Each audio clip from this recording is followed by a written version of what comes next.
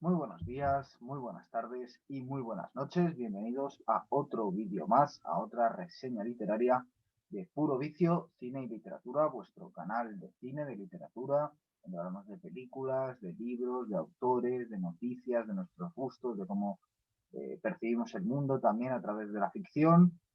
Y en el día de hoy vamos a hablar de un libro muy especial, que es Blanco, de Bret Easton Ellis. Es un libro que llevo ya reseñando poco a poco, como a cucharaditas, un poco anticipando, dosificando en distintos programas relacionados más o menos con algunos de los muchísimos temas que se tocan en este libro, que como se ve es muy finito, pero aún así da para mucho.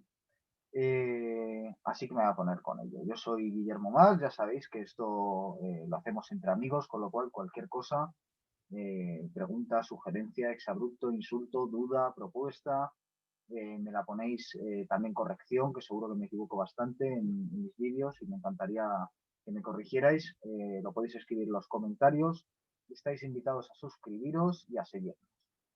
Dicho lo cual, y con toda la cortesía del mundo ya toda la que es necesaria para el formato ya realizada, vamos a comenzar, si os parece, con la reseña, que bueno, va a ser un poco más que reseña, quizás comentario.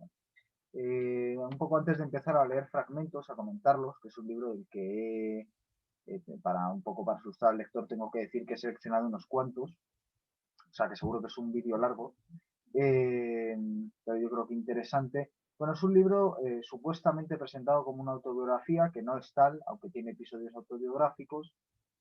Un libro supuestamente presentado como una polémica, una especie de ajuste de cuentas con su tiempo, que no es tal, aunque también.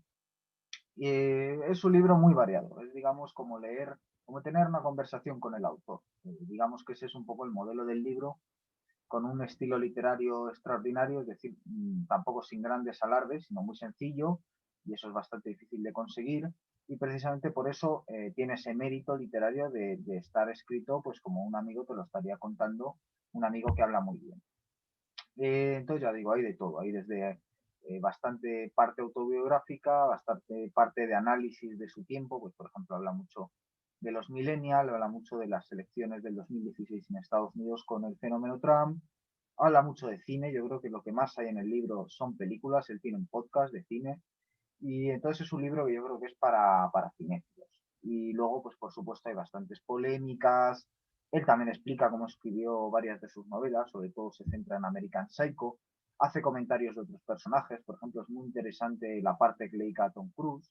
Es uno de los libros que mejor ha hablado sobre el 11S, que creo que ese es un mérito importante, porque es un tema fundamental de nuestro tiempo y a mí particularmente me interesa mucho y creo que Bret Easton Ellis habla con muchísimo acierto y desde un punto de vista que yo creo que es original, que yo creo que no había oído y por supuesto pues cuenta cómo lo vivió él cuando vivió en Nueva York mientras ocurrió.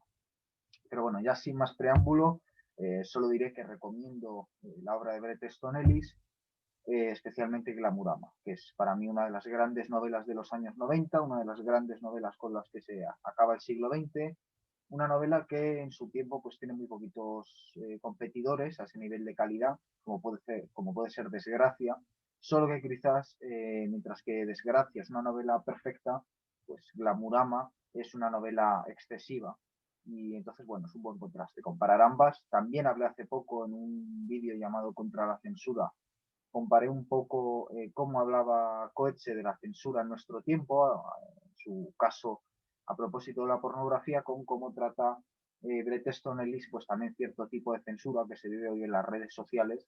Y creo que es interesante. Son dos autores nihilistas, dos autores literariamente soberbios, dos autores que profundizan mucho cada uno en la sociedad de nuestro tiempo y para mí son dos de los grandes escritores vivos. Estoy grabando esto en 2020 y creo que tienen más de una semejanza y entre ellas está pues que escribieron dos de las grandes novelas de finales del siglo XX como son Glamurama y Desgracia.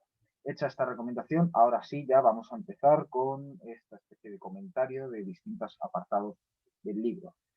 Por ejemplo, él escribe en un momento dado: Todo se ha degradado por la sobrecarga sensorial y la supuesta libertad de elección que nos ha traído la tecnología. Y en resumen, por la democratización de las artes. Bueno, esto es para empezar a decir que él hace una defensa bastante interesante de las artes. Él es nihilista y sin embargo tiene una fe ciega en el arte, la excelencia del arte, y entonces le duele particularmente esa democratización de las artes que él comenta, que sería pues un poco refiriéndose a cuando las artes son juzgadas por, digamos, características ideológicas. Entonces, él, por ejemplo, se mete en dos temas muy polémicos. Uno es el análisis de la película Moonlight y otro es la trayectoria de la directora de cine Catherine Bigelow. Y entonces, él, digamos que opina que ni ella hubiera ganado el Oscar a Mejor Director o En Tierra Hostil si hubiera sido un hombre, ni Moonlight hubiera ganado el Oscar a Mejor Película si no hubiera ganado Trump o si la película no hubiera tratado el tema de la homosexualidad y del racismo. Siendo, por cierto, Bret Easton Ellis homosexual y además, pues por ejemplo, criticando a la película que en el tema de la sexualidad se notaba que su director era heterosexual. Esto lo comenta Bret Easton Ellis a propósito de Moonlight. Y yo, pues desde luego, comparto plenamente esta idea de que la democratización está bien, en muchos sentidos es un gran avance, pero en otros no. Es decir, yo nunca me dejaría operar por un médico democrático al que hubieran elegido sus vecinos, pero sin la carrera de medicina. Y de la misma forma, creo que es un error juzgar a las películas o a las series porque sean las más vistas, porque sean las que la gente mejor ha posicionado o porque gusten mucho. Es decir, hay que encontrar criterios objetivos o tratar de encontrar esos criterios objetivos artísticos que a veces pues sencillamente se trata de, puede ser que haya coincidencias, por ejemplo hay grandes películas como Titanic, muy taquilleras, entonces se trataría de racionalizar porque es una gran película, más allá de su éxito. Pero bueno, por no irme por las ramas y por continuar, en otro momento dado dice, éramos niños que vagaban por un mundo pensado prácticamente solo para adultos. A nadie le importaba lo que viéramos o dejáramos de ver, cómo nos sentíamos ni lo que queríamos, y todavía no nos había cautivado la cultura del victimismo. Comparado con lo que se considera aceptable hoy día, cuando se anima a los niños hasta convertirlos en inútiles, fue una edad de la inocencia. Bueno, aquí lo que está haciendo Bret Easton Ellis es primero criticar el victimismo. Él se centra mucho en su libro porque tiene varios episodios, ¿no? Un poco de lo que también habla Coetzee en su libro sobre la censura, es decir, el sentimiento de ofensa. Ya te sientes ofendido y por lo tanto, cuando te van la contraria o dicen algo que no es de acuerdo a tus opiniones, te sientes ofendido y con eso ya es suficiente para acusar al otro de delito de odio, para callarle, etcétera, y que desde luego empobrece un debate intelectual que hoy día casi es inexistente y que cuando se produce, desde luego, no tiene argumentos objetivos ni criterio, digamos, para establecerse. Y por otro lado está criticando un poco que se pasa de una época donde el niño era una preparación de adulto, donde el niño, por ejemplo, no podía hablar una conversación de adultos, donde etcétera, a un mundo donde tenemos un absoluto culto a la niñez, como si fueran pues una sabiduría, los niños, es un poco esa idea rusoniana que también trata desde un punto de vista filosófico José Sánchez Tortosa en su gran libro El culto pedagógico, ¿no? Entre otros. También Castillo, Ricardo Moreno Castillo, habla de eso también en algún otro libro, etcétera. Pero bueno, por citar el de Sánchez Tortosa. Critica también eso, ¿no? Digamos como él cuando era niño podía ir al cine a ver lo que quiera y hoy los padres están como muy atentos de lo que ven los niños, esto lo puede ver, esto no, etcétera, que él cree que es dañino porque dañino porque al final lo que creas es una generación de niños que nunca acaban de crecer, porque para crecer hay que conocer que ya cuando eres niño que no todo es mundo de niños. Pero bueno. Otro fragmento, he cogido varios de una sola página que dice American Gigolo se estrenó cuando las películas podían ejercer una influencia cultural amplia, igual que las novelas, y ahora tanto unas como otras parecen formas artísticas del siglo XX, no del XXI. Las películas ya no sirven como exploraciones de culturas lejanas, desconocidas, a menos que sean fantásticas o traten de otros mundos. Todo eso se acabó, ha sido reemplazado por la telerrealidad Instagram. Se trata de un familiar arco narrativo sobre la pérdida de la inocencia que se encuentra en la mayoría de las películas estadounidenses. Bueno, se han seleccionado estos tres fragmentos. En el primero habla pues de, digamos, esa pérdida social de importancia que han tenido las películas y las novelas, ¿no? En pos de lo que él dice literalmente pues la telerrealidad del Instagram. O sea, evidentemente, incluso dentro de la propia ficción, vemos como en los 90, sin ir muy lejos, ¿no? Los 90, los 80, los 70, pero bueno, los 90, las películas eran mucho más imaginativas, teníamos mucho más fe en la ficción, y en cambio ahora mismo estamos viendo cada vez más a ficciones minimalistas, es decir, que no tienen esa ambición de contarlo todo, tan característica de la novela del 19, y yo creo que tan característica de las grandes novelas, como por ejemplo Sulamurama, dentro de las de Bret Easton Ellis, y también critica con bastante acierto cómo también esa pérdida de la ficción hace que nuestras ficciones, nuestras películas, nuestras novelas cada vez están más atentas de la realidad, ¿no? No paran de hacerse películas basadas en hechos reales, con esas letras al final de la película, etcétera, y nuestras novelas, pues hoy en día lo que más en boga está es la autoficción, que si bien tiene autores que en mi opinión son grandes como Carrerer, pues también tiene autores menores como Javier Cercas, a los que hinchamos a premios. ¿Por qué? Pues porque tratan la autoficción, que es un género que está de moda. Y luego, pues por supuesto, habla de la pérdida de la inocencia, que sin duda alguna es uno de los grandes temas de toda ficción estadounidense, ya tanto sea en cine como en novela. Es un tema en el que tampoco voy a entrar, se merecería solo un programa, pero bueno, me gustaría apuntarlo y me ha gustado que también lo comente Bret Easton Ellis. Vamos con otro fragmento.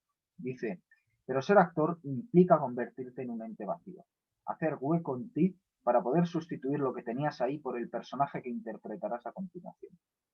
Hemos tenido que repensar los medios mediante los que expresamos sentimientos, pensamientos, opiniones e ideas en el vacío creado por una cultura corporativa que constantemente trata de silenciarnos, absorbiendo cuando tenemos de humano, contradictorio y real con su manual de reglas de comportamiento. Por lo visto, hemos entrado en una peligrosa suerte de totalitarismo que en realidad aborrece la libertad de expresión y castiga a la gente por mostrarse tal cual es. En otras palabras, el sueño del actor. Bueno, este es un capítulo en el que Bret Easton Ellis hace un análisis, pues, de los actores que conoció, que ha conocido bastantes, y los sigue conociendo, se ha movido y se mueve muy cerca del mundo del cine, tanto por las adaptaciones como por su interés, como por su carrera paralela a la de escritor, de periodista y de entrevistador. Y entonces, bueno, primero hace una descripción de cómo son los actores, pues como esa idea de la máscara vacía, es decir, se van quitando máscaras que ellos representan con excelencia, pero al final de la última máscara no tienen un rostro. Y entonces lo que habla a continuación es de cómo en nuestra actual sociedad vivimos en un totalitarismo, lo dice literalmente, donde lo real, es decir, lo natural, queda reprimido. O sea, estamos en una sociedad puritana porque reprime, queda reprimido por una serie de manual de opiniones que todos debemos acreditar, con las que todos debemos estar de acuerdo para no ser tachados de, pues, fascista, homófobo, como ustedes quieran, ¿no? Ya me entienden. Y entonces dice que es el sueño de todo actor porque, claro, el que mejor interprete el papel, el que mejor ponga una sonrisa ante esta pantomima social, pues es al que mejor le irá. Entonces, en definitiva, es el sueño de todo actor, como muy bien señala Bret Easton Ellis. Un poquito más adelante, este es un párrafo que me encantaría leer, dice, la idea misma de mirar cosas que no debieras, y la mayoría de las películas son narraciones de secretos, implica en sí misma un enfoque pasivo, voyeurístico del tema, lo que se refleja en el modo en que el público ve una película, como observadores pasivos.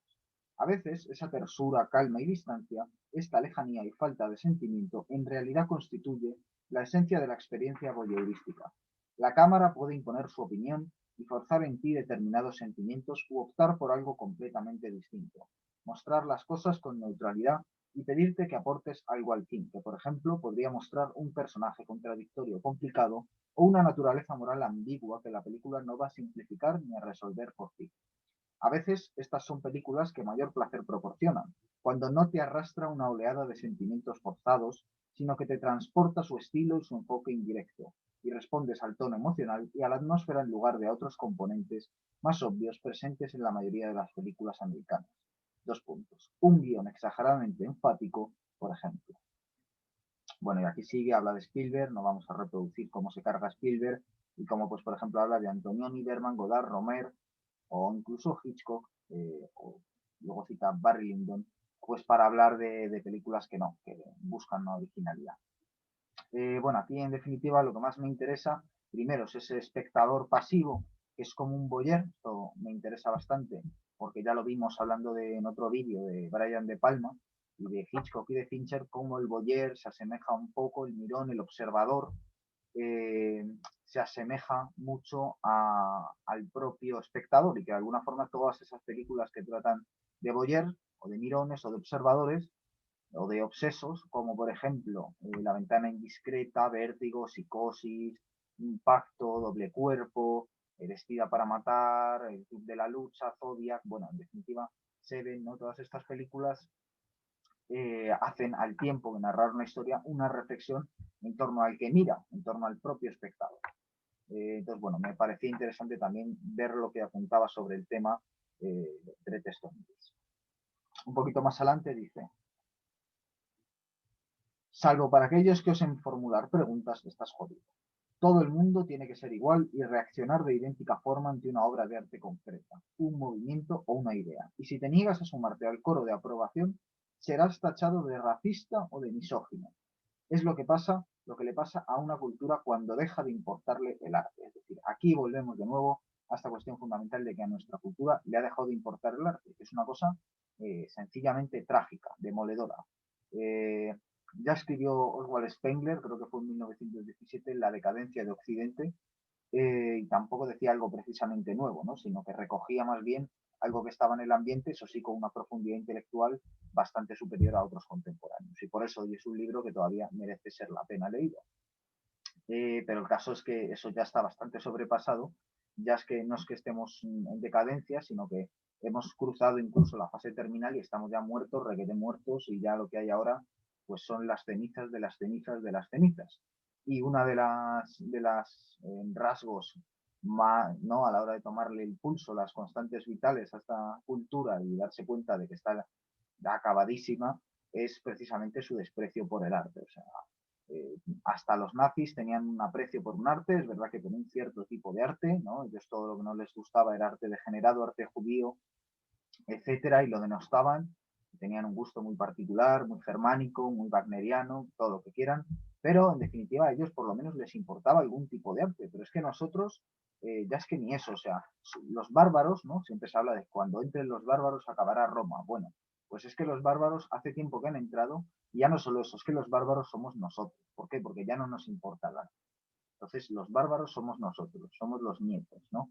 Eh, bueno, esto es absolutamente demoledor. Además, yo como supuesto millennial, creo que por edad lo soy, eh, pues toda la caña que le da Bret Easton Ellis a los millennials está más que merecida. Y yo me daban ganas de aplaudir a veces leyendo Blanco, porque decía, bueno, este señor que tiene 60 años, qué capacidad, qué lucidez tiene para ver algo que yo he tenido que ver de primera mano y no he llegado a ese nivel de profundidad que expresa Bret Easton Ellis. Pero bueno, en otro momento dice, por supuesto, las películas siempre han mostrado el sufrimiento, pero existe un tipo nuevo de sufrimiento que cautiva al público contemporáneo y con el que se identifica de manera desproporcionada, el sufrimiento causado por la victimización.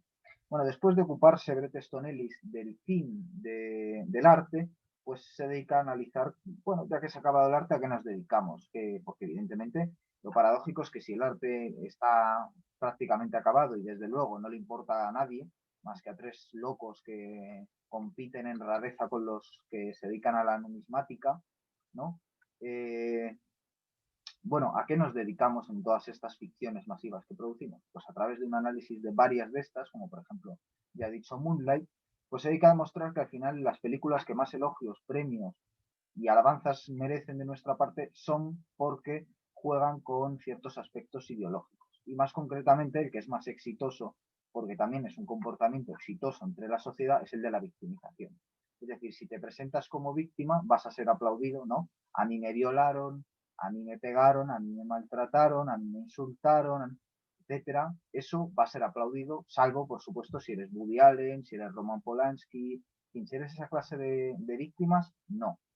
Pero si eres o sea, si tú eres víctima porque eres blanco, si eres víctima porque eres heterosexual, si tú eres víctima porque eres cristiano, y pongo ejemplos concretos, ¿eh? O sea, sí, por ejemplo, los muertos negros nos importan, Black Lives Matter. Ahora, los que mueren en Sudáfrica, blancos, no.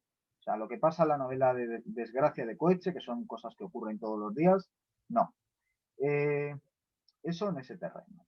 En el de los hombres, igual. Es decir, si tú eres mujer y eres asesinada por tu pareja, importa mucho. Si tú eres hombre y eres asesinado por tu pareja, importa un rábano. Y bueno, si tú eres musulmán o testigo de Jehová y te persiguen por tu religión, bueno, islamofobia. Ahora bien, si tú eres cristiano católico, que ahora mismo son perseguidos y asesinados de forma brutal en muchos países, muchos sacerdotes, monjas, etcétera, importa exactamente un comino. Te aguantas porque has elegido la victimización incorrecta. En cambio, lo estamos viendo estos días, grabó esto el 15 del 12 del 20, aunque se subirá más tarde. Si tú eres Ellen Page, la actriz, y un día dices que eres Elliot Page, todo el mundo te va a aplaudir, porque eres una víctima.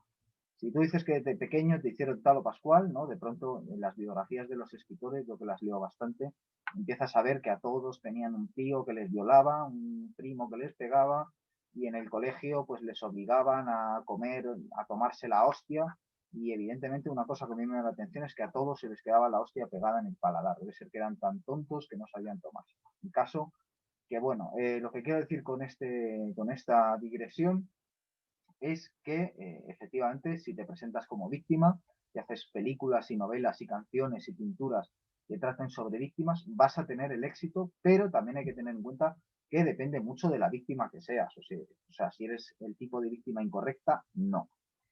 Bien, escribe Bret Easton Ellis. Creo que en esencia la vida es dura, una lucha existencial en diferente medida por cada uno, y que el humor ácido y despotricar de los absurdos inherentes de la vida y romper las convenciones y portarse mal y alentar cualquier tabú es la manera más honesta de moverse por el mundo.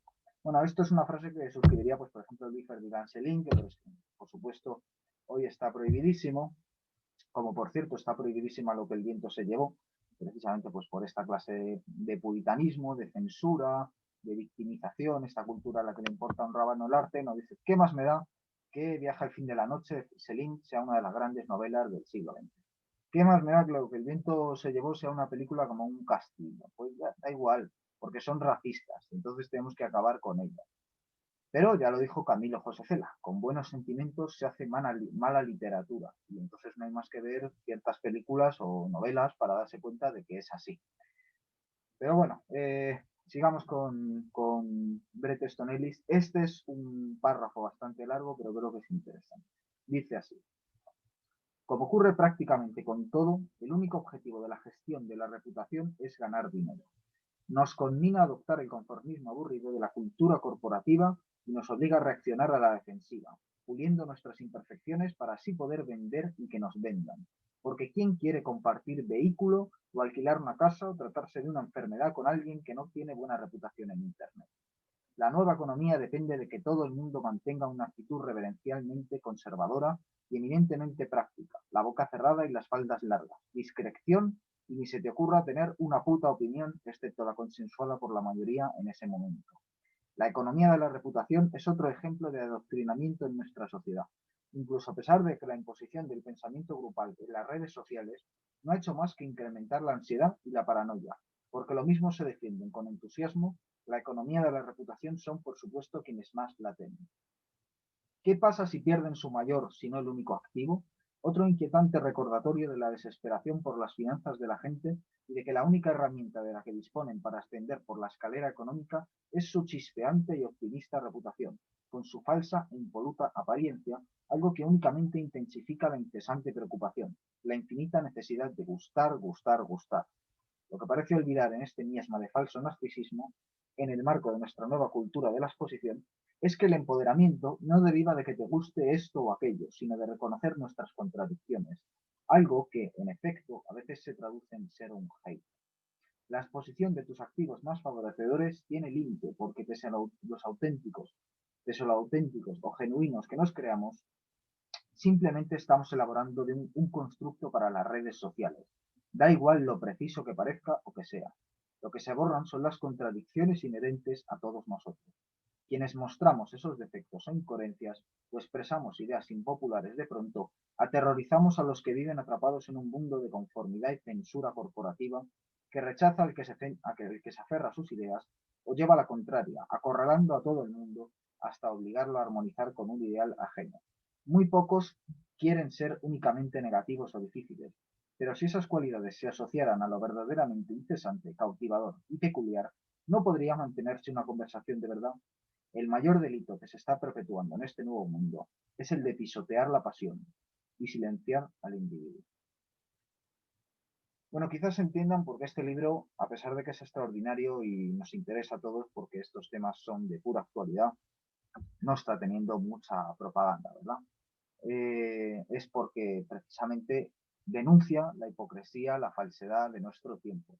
Y Bret Easton Ellis, evidentemente, cuando habla de gente acusada de hater, de gente a la que se rehuye porque tiene contradicciones, a individuos que se atreven a opinar de forma diferente al grupo, pues evidentemente está hablando de sí mismo. Es decir, no solo lo escribe porque le hayan acusado de eso a él, sino que escribe de eso porque lo ha sufrido y porque le parece que, bueno, si es él, pues tienes mala suerte. Pero cuando ves que se lo están haciendo a más gente, evidentemente te das cuenta de que estás en un totalitarismo y que los que callan, los que forman parte del grupo, los que no se posicionan del lado de los individuos, y recordemos que posicionarse no es decir, hombre, estoy de acuerdo. Eso, desde luego, es mejor que decir, no, bueno, yo en esto no me quiero meter, ¿por qué dijo esto? ¿Por qué dijo aquello? Lo dijo porque tiene libertad de expresión. Dentro de un marco legal, eso sí, cada vez se va cerrando más porque se van creando leyes nuevas contra la libertad de expresión, esto es delito de odio, esto ofende a no sé qué sensibilidad, etcétera. Eh, esta estatua es que nos ofende muchísimo, la podemos tirar, ¿no? Porque, bueno, somos indigenistas y esto es de Colón, etcétera. Pero no solo se trata de decir, hombre, yo estoy de acuerdo con Bret Easton. Eso está bien, eso está bien. Significa todavía que crees en la libertad del prójimo. Pero, porque también tiene una cosa, cuando el prójimo no puede hablar con libertad, o sea, cuando hay un tío en la sociedad, o cuando digo un tío, evidentemente digo una tía, esta aclaración precisamente es un signo de los tiempos, y el mal uso del lenguaje, pues cuando hay un tío que no tiene libertad de expresión, ninguno la tenemos. Porque la cancelación de la libertad de una persona en una sociedad cancela la libertad de todos los demás en esa sociedad. Y no vale con decir yo estoy de acuerdo con ese tío. No vale con decir eso de puertas para adentro, con tu familia, con tus amigos de confianza, de pensarlo. No vale con eso, vale con apoyarlo. Apoyarlo incluso aunque lo que esté diciendo diga lo contrario. Y me voy a un ejemplo. Stephen King ha dicho que Woody Allen le importa un rábano, pero que lo que le han hecho a Woody Allen es una vergüenza. Y Stephen King es un hombre que no es precisamente de extrema derecha, o sea, igual que Bret Easton Ellis, con lo cual no son sospechosos de ser de extrema derecha, ni ultracatólicos, ni cosas así. O sea, son gente que han sido bastante progresistas siempre y que lo que pasa es que ya no aguantan más, ya no aguantan más. Bueno, eh, otro párrafo largo que también merece la pena. Dice, la idea de que si no puedes identificarte con algo o con alguien no merece la pena verlo, leerlo o escucharlo se ha convertido en un tópico de nuestra sociedad y a veces se utiliza como arma para atacar al otro, por carecer de conciencia social, al ser incapaz de crear algo con lo que sea fácil identificarse, de ser racista cuando quizá, por ejemplo, sea un blanco indiferente o ignorante, o de ser un depredador sexual en lugar de, en ocasiones, un simple imbécil, un zafio o un pringado. No me identifico se ha convertido en una forma de decir no pienso verlo. Igual que no conecto quiere decir no pienso leerlo ni escucharlo. Cada vez se oye más esta especie de berrinche, y no solo de boca de los millennials, aunque la idea que esconde no atiende a ningún propósito progresista. Margina no solo a los artistas, sino también, en última instancia, a todo el mundo. En esencia, es fascista. He aquí el callejón sin salida de las redes sociales. Después de que te hayas creado una burbuja propia que refleja únicamente aquello con lo que conectas y con lo que te identifica, después de haber bloqueado y dejado de seguir a las personas cuya opinión y cuya visión del mundo discrepan de las tuyas y a las que juzgas, después de haberte construido tu pequeña utopía a partir de tus preciados valores personales, una suerte de narcisismo de mente comienza a rodear esta bonita estampa. No tener la capacidad o la voluntad para ponerte en la piel del otro, para ver la vida de un modo distinto a como tú la experimentas, es el primer paso hacia la falta de empatía. Y por eso tantos movimientos progresistas se vuelven tan rígidos y tan autoritarios como las instituciones a las que se oponen. Esta es otra verdad como un castillo del señor Bret Easton Ellis. Y yo creo que es necesario reflexionar sobre esto, es decir, qué demonios estamos haciendo. qué demonios estamos haciendo. Porque, claro, estamos en una sociedad puramente narcisista, cada vez más desconectado, es decir, mientras que el obrero del siglo XIX, cuando le hacían un recorte en su paga, tenía motivos para pelear, más concretamente sus 4, 5, 6 hijos, hoy en día el que más tiene 2 hijos, el que menos, que cada día abundan más, ningún hijo, pero no es por el tema de los hijos, es por el tema de los seres queridos, es decir, cada día la gente tiene menos seres queridos, está más enganchada a la alfalfa que le proporcionan plataformas como Netflix a la mayoría o como HBO a una minoría con un poco mejor de buen gusto en sentido general, aunque tampoco quiero ponerme al lado del clasismo que hay entre la diferenciación de una u otra plataforma. En cualquier caso, son el pan y el circo del que hablaba Hegel, con el que las élites dominan a la población, eso se está haciendo hoy en día, y están usando el cine o las series, que evidentemente no está a nivel del cine, pero las están usando precisamente para también tener a gente silenciada. Y evidentemente, en un mundo donde cada vez somos más egoístas y por lo tanto nuestros sentimientos y nuestras preocupaciones son cada vez más narcisistas porque no están conectadas con el otro, es decir, que no dejamos entrar al otro, que es como se ama, o sea, uno ama cuando deja que otro entre y cuando entra en otro, y para eso tienes que vaciarte un poquito. ¿Y cómo te vacías? Dándote al otro. Cuando te das al otro, te estás vaciando y le estás dejando entrar. Y cuando el otro se da, se está vaciando y se está dejando permear por ti. Cuando eso no se produce, evidentemente caemos en un narcisismo, en un egoísmo, el otro nos importa un bledo. Y nos vamos construyendo con nuestras opiniones un castillo, a partir del cual si el otro no opina como nosotros, le demonizamos, y es muy fácil demonizarle porque hemos destruido todo aquello que teníamos en común con el otro a nivel cultural y a nivel personal. Entonces, esa es la sociedad en la que estamos viviendo, donde las redes sociales muchas veces suplen ese papel social, porque nosotros somos animales sociales, lo acabamos supliendo, y entonces a lo que nos dedicamos es a tener relaciones pasivas, creyéndonos activos porque somos consumidores, tenemos la cuenta de Amazon abierta al lado de Netflix, y creyéndonos activos porque estamos todo el día, he terminado la primera temporada, ahora estoy con otra serie, pero en realidad solo está siendo la vaca lechera de un sistema que te explota. Y esto ocurre porque ya no tenemos motivos para unirnos, ya no tenemos motivos para luchar. Al menos esa es mi opinión y bueno, ya me llevarán a la cárcel por ello. Otro párrafo para aquel, si es que queda alguien viendo esto, de Bret Easton Ellis. Dice: en los últimos años había titulado mi diversión y frustración bajo la etiqueta Generación Gallina. Mis comentarios, muy generales, reflexionaban sobre la sensibilidad a flor de piel de los millennials, su sensación de tener derecho a todo, su insistencia en tener siempre la razón a pesar de las, en ocasiones, abrumadoras pruebas en contra, su incapacidad para considerar las cosas en su contexto, su tendencia general a la reacción excesiva y el optimismo pasivo-agresivo. Por cierto, todas estas faltas se cometían solo a veces, no siempre, y muy posiblemente venían exacerbadas por los medicamentos que muchos de ellos llevaban tomando desde la infancia por iniciativa de unos papás y unas mamás hiperprotectores que controlaban todos sus movimientos.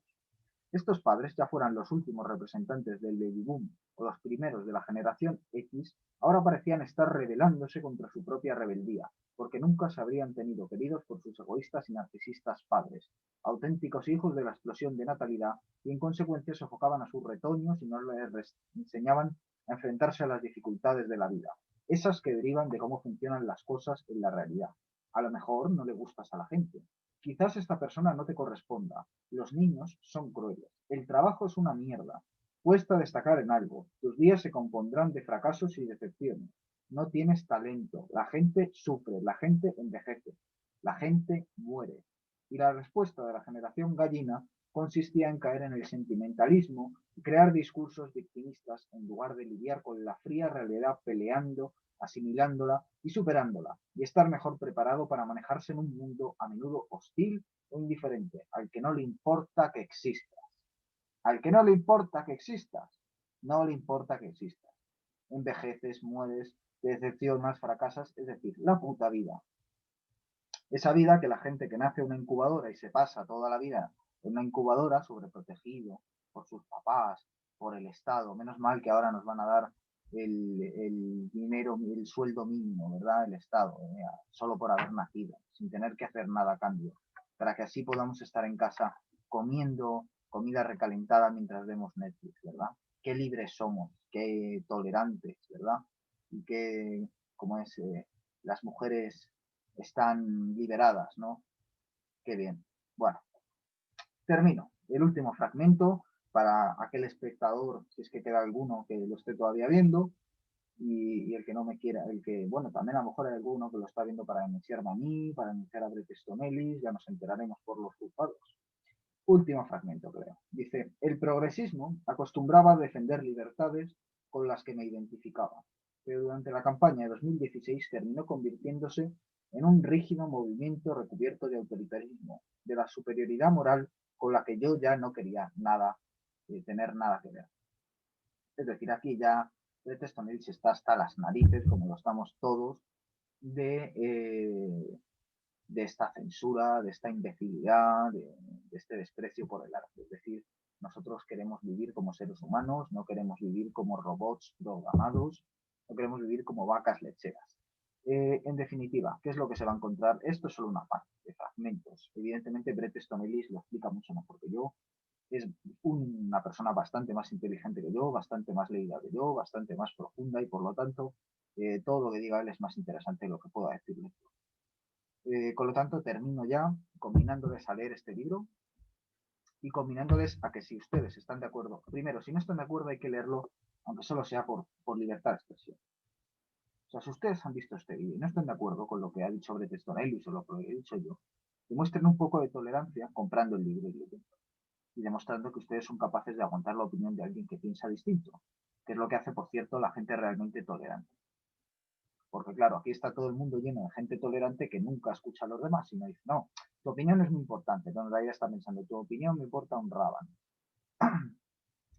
Entonces, eso por un lado. Por otra, si ustedes están de acuerdo con Bret Easton Ellis, hay que leer el libro para tener argumentos, porque Bret Easton Ellis da unos cuantos y es muy interesante su análisis. Y es alguien en quien podemos confiar. Eh, y ya por último, pues porque vivimos en una situación tan sumamente irrespirable que si no empezamos a protestar, para cuando queramos protestar va a ser demasiado tarde y ya no habrá nada que hacer. El tiempo urge, cada día estamos peor y yo creo que es necesario una ampliación de las libertades porque ahora mismo las libertades individuales están cada día más amenazadas. Espero que les haya interesado, espero que les interese el libro y nos vemos en la próxima versión. Gracias por su tiempo y por su atención. Un abrazo.